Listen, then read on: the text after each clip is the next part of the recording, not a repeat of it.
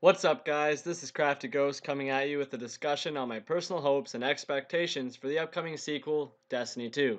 If you haven't already, please feel free to hit that subscribe button, and at the end of this video, if you liked what you heard, drop a like, and if not, hit the dislike instead. Now for starters, I fully expect this game to only launch on current-gen consoles and hopefully even PC platforms, leaving behind Xbox 360 and PS3, allowing a higher quality engine to be used, which in doing so gives Bungie the ability to present us with far more features, better graphics, higher frame rates, and more content than vanilla Destiny provided. Next, and what is probably the most important aspect, the story. With Destiny's launch, it was a scrambled mess, with 2 DLCs worth of content locked away, while what was available barely fit together, and did nothing to leave you feeling like you made an impact or truly did anything. With the Dark Below DLC, we saw a more put together story tying in its main strike and raid into what few missions were shipped, showing us promise towards the future.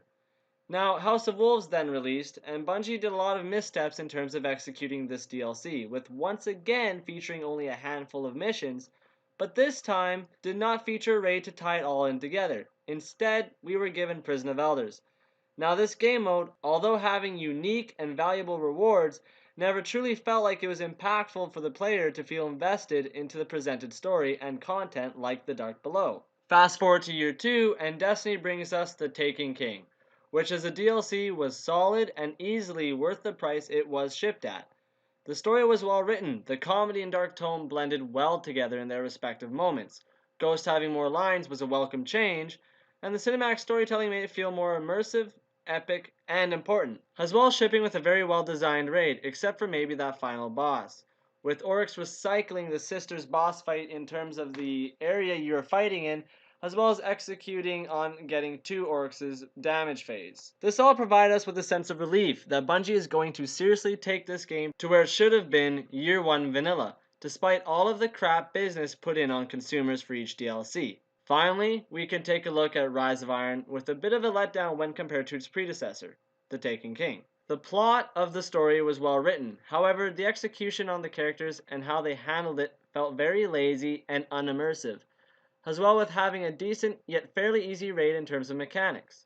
Another expectation is in the amount of launch content, especially now after they have stated they won't be following the original DLC model for Destiny 1. They've clarified on this by stating it'll be a main game that will then be followed by a major expansion approximately following the same time frame as the Taken King and Rise of Iron release dates, 1 year apart from each other, and using free updates in between like the Sparrow Racing League to help keep you occupied. If this model is to succeed, however, they will be wanting to ship the game with the amount of content that was Destiny Year 1 and 2 together, meaning Vanilla Destiny, The Dark Below, House of Wolves, and The Taken King. If they launch with this amount of content, we can expect to have more to discover, fight, and work towards at the start of the game, as well as have stuff to continue doing by the end game for the approximate year or so until whatever main expansion is released.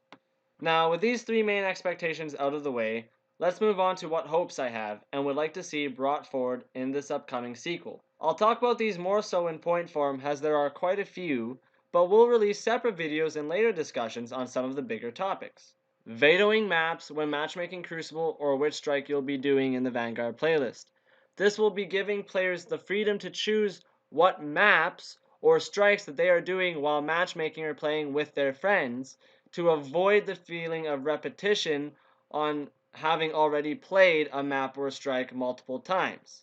An Explorer mode and revamped Patrol mode would also be another big hope I have for this upcoming game, in terms of having the Patrol mode and Explorer mode separated from each other and making Patrol mode far more quest-like in its terms of execution, and Explorer mode having a lot more given into the areas that you can find and scan and have available to you in-game and not on the internet.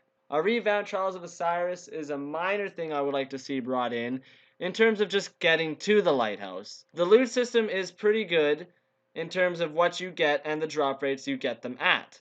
However, getting to the lighthouse itself is far too sweaty and unnecessary when it is an area locked away for your Grimoire. Getting to the lighthouse should only include you having to complete a ticket without any losses that go over 2. Progressive areas like the Cosmodrome and the Plague Lands are no longer quite looking the same after all the Taken invasions and Siva fights that we have gone through. As well, the story of Destiny 2 will also move these areas forward, including the areas that Destiny 2 brings us. A revamped loot system as well would be a welcome change in terms of getting rid of the 1 rarity type model, and instead going for a 2 or 3 stage model featuring maybe a status and rarity on what loot you have. For example, this could mean you can have a legendary status raid weapon at an exotic rarity, as well with a higher tier status now known as Golden Age, and Golden Age weapons always having a rarity setting of exotic.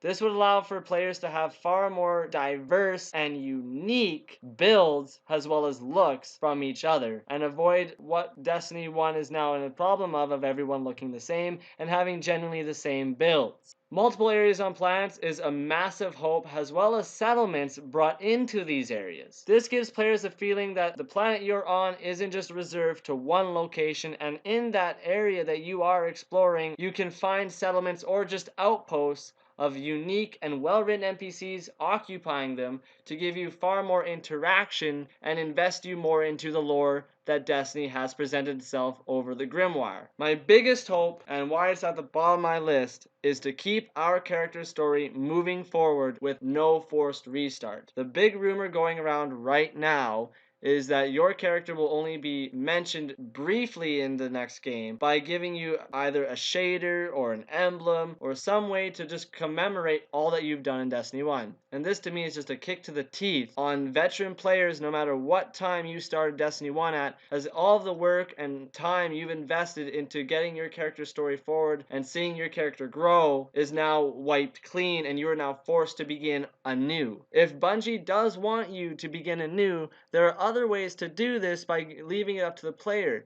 This can include bringing in new classes to the game. As well, this can also feature new supers for the original 3 classes. But even if they don't do that, they can also rewrite how the original supers work to make them feel more diverse from each other, more impactful and meaningful on the character using them. Anyways, guys, that is my discussion video for today. This is CraftyGhost signing off, and I'll see you guys on the next Crafty discussion.